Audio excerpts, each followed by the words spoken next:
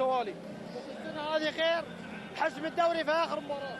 بالضبط مثل ما قلت لك، البدايه كانت وايد صعبه، تغيير المدرب، بس الحمد لله يعني كنا نتمنى الاسيويه، بس قدر الله ما شاء فعل. عوضناه في الدوري، ونعوضه ان شاء الله في كاس الامير.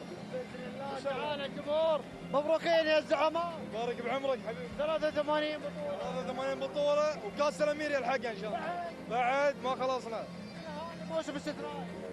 والله مو باستثناء، انا سداوي بطولتها متعود عليها. انا اطمح للنخبة الموسم الجاي باذن الله.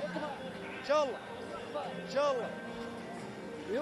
احلى شيء في البطوله انك تحسم المباراه اللقب في المباراه الاخيره. والله الصراحة أنا محايد، لكن حضرت اليوم مع أخوي فهد والصراحة يستاهلون الفوز. مبروك، ألف مبروك، يستاهلون. الجميع يستمتع مع الزعيم، عادة سنوية الجماهير الزعيم يحتفلون بنفس الأوضاع، ولكن الشيء الوحيد اللي يغير جماهير الزعيم هو رقم البطولة من 80 و 83، وقطار الزعيم لا يقف. حياكم الله مشاهدينا الكرام من جديد.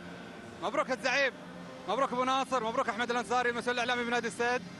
احمد، يمكن انت اكثر شخص من اداره السد، نعم اداره السد متواصله بشكل دائم مع جماهيره، ولكن انت اكثر شخص